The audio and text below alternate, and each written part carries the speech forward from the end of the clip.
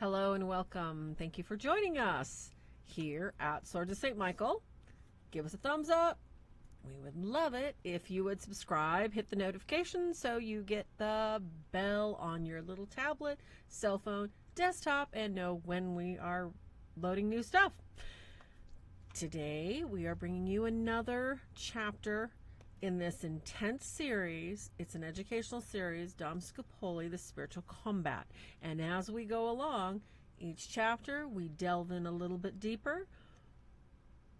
We seek to become closer to God by removing those things that we place before God. So, if you're new to the channel, I'd love it if you would just sit back, relax. Everybody here, go get your tea, coffee, beverage, and we're going to pray in and get going right into our next chapter. Chapter 17. So as we start, St. Michael always. In nomine Patri et Filii et Spiritus Sanctus, sic erat et principio et nunc et semper et saecula saeculorum. Amen. Sancta Michael Arcangele, defende nos imprelio, contra nequitiam et insidiis diaboli esto presidium. Imperit illi Deus, supplices te peccamur tuque, princeps maletia celestis, satanum aliosque spiritus malignos, qui ad perditionem animarum pervegantur in mundo divina virtute, in infernum detrude. Amen. Our study prayer by Thomas Aquinas.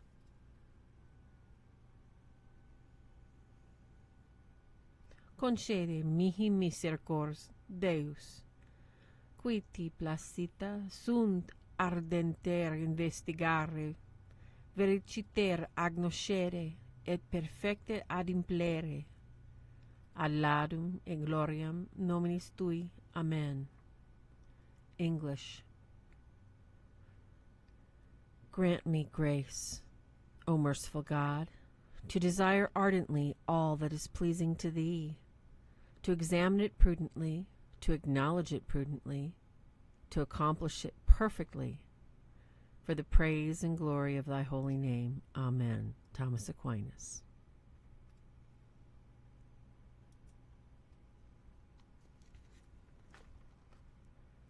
Chapter 17. The Spiritual Combat in a Treatise on Peace of Soul. The method of fighting your passions and vices. It is very important to know the procedure that must be followed in fighting your passions and vices, so that you will not run about blindly and merely beat the air, as so many do. They lose all the fruits of their labor. You must begin with recollection in order to know what thoughts and desires usually occupy your mind. You must know your dominant passion, which must be singled out as your greatest enemy, the first to be attacked. But if your enemy, as a diverting movement, should attack at another point, you must move to that point that is the most threatened and then immediately return to your primary position.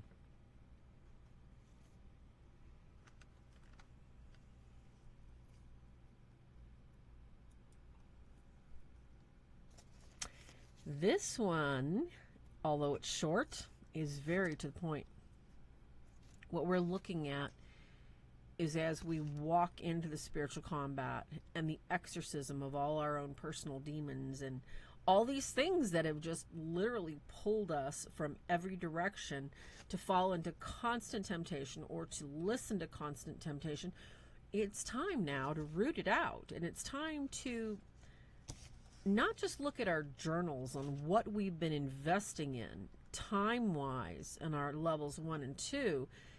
It's time to just find the common denominators Everything is math in this universe, which I'm not really that great at.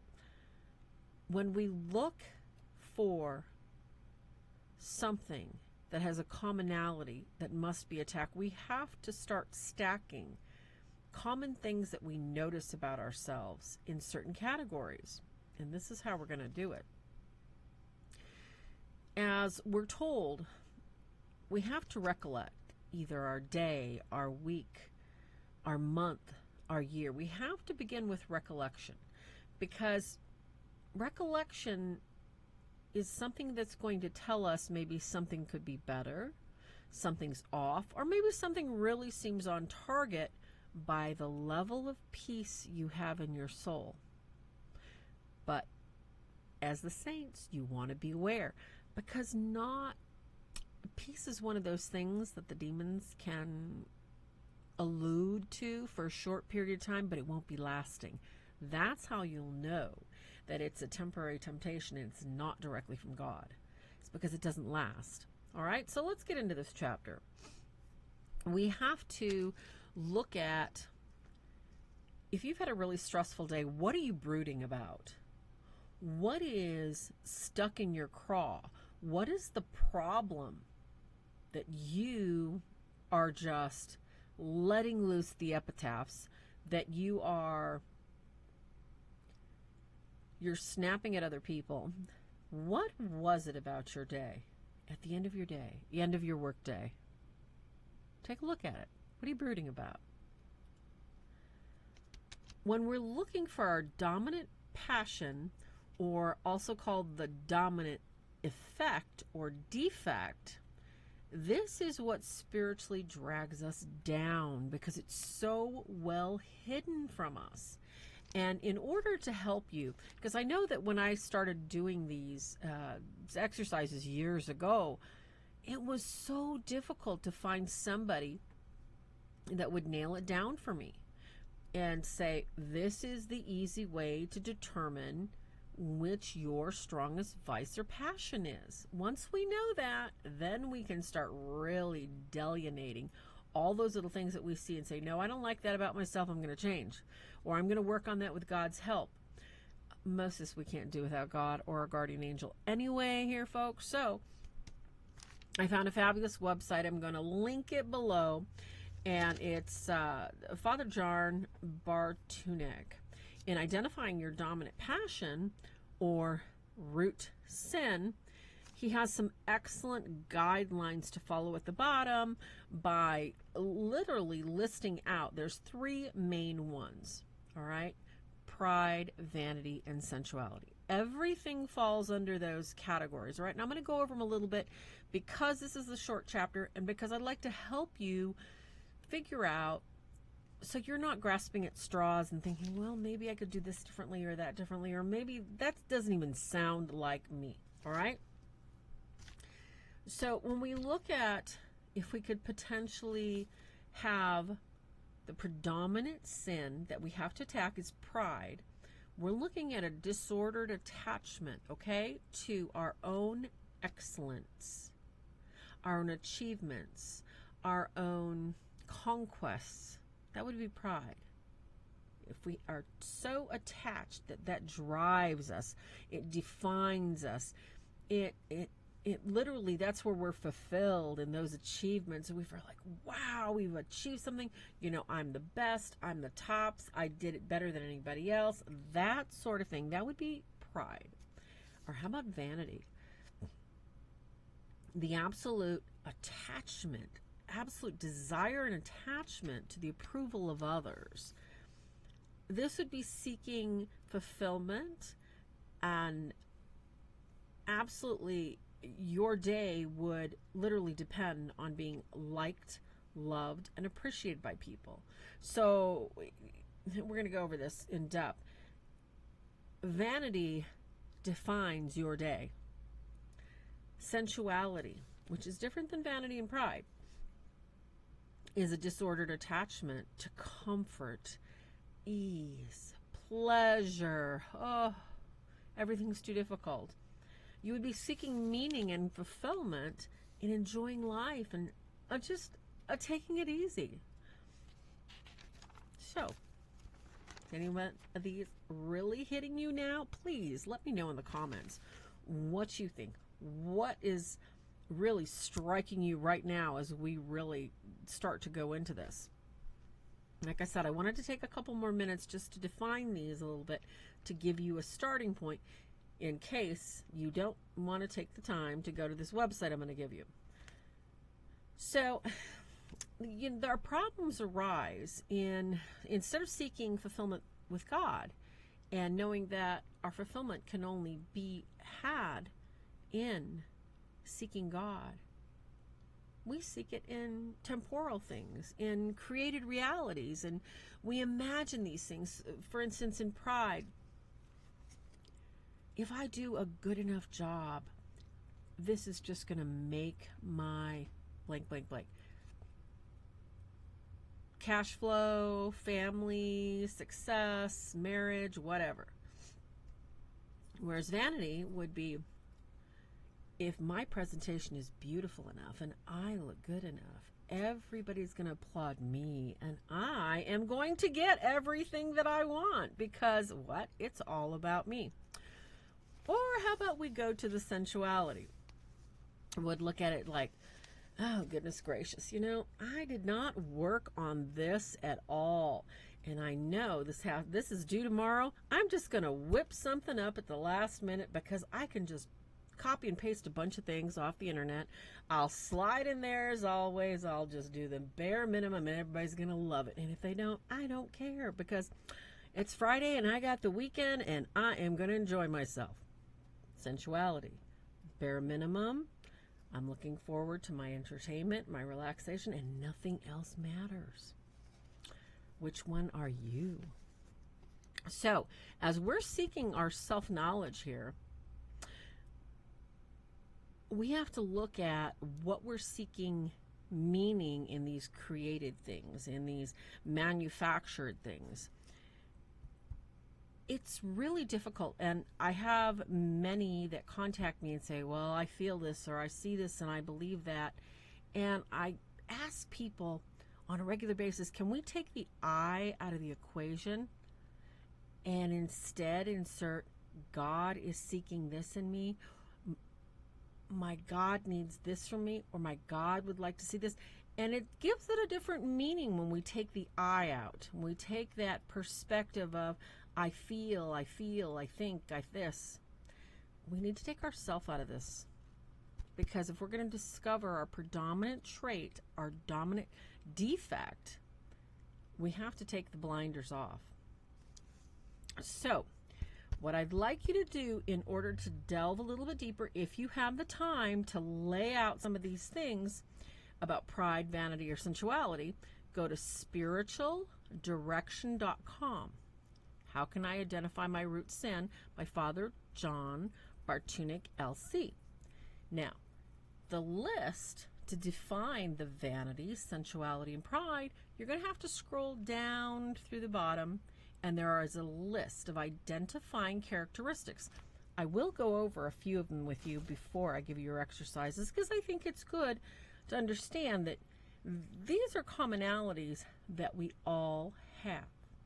The point being here is that one of them will be much more dominant, because I look at these lists and I see myself in quite a few of them. Because of our natures, we are going to find some of these. So when you look at this list, I'd like you, level 1 and level 2, if you have time, to think about these. The common manifestations of pride, and really try and meditate and find out, is this me? Or do I just think, well, this has happened once or twice and I really don't have to worry about it? So we look at manifestations of pride. Do I have a too high opinion of myself?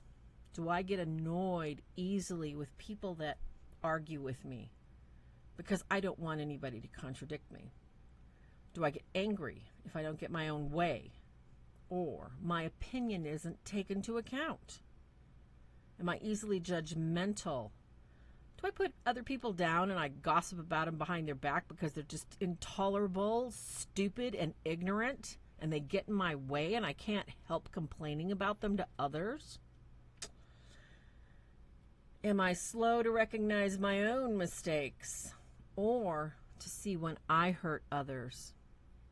Do I have an inability to seek and give forgiveness? Do I rage when others don't thank me for my favors or my time? Do I have an unwillingness to serve? That's just some of them. Because like I said, I'd like you to go to this website and look at all of them. The common manifestations of vanity here, the top 5. Am I always seeking admiration? Do I want people to tell me how pretty I am, how sweet I am, how thoughtful I am? Oh, look, I brought cookies. I'm always baking something nice. Am I always looking for that kind of admiration and approval? And then I get all worried and upset because nobody said anything? Do I have an excessive concern about my physical appearance? Maybe I have, what are those things called? Maybe I have a hair weave. Maybe I got some false eyelashes. Maybe I got my lips plumped. Maybe there's lots of things that you can do. I mean, we're not even going to go into, but are we so excessively concerned about how the world perceives us?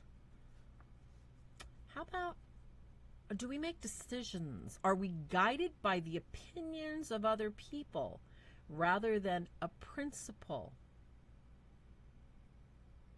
Good one, huh?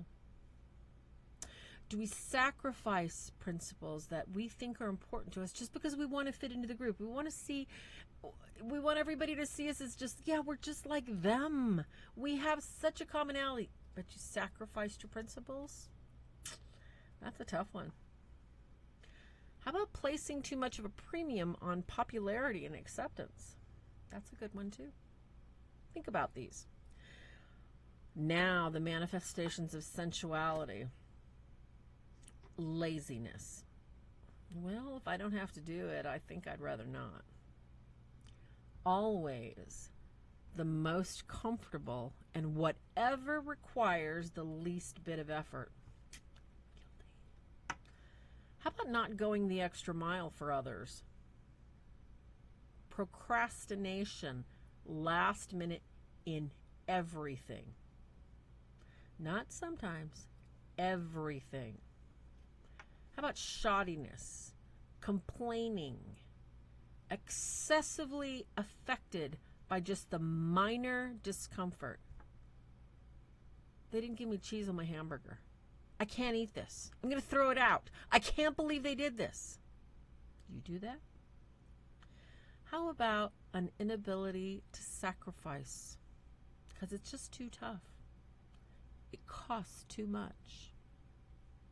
Not doing my part or pulling my fair share at home.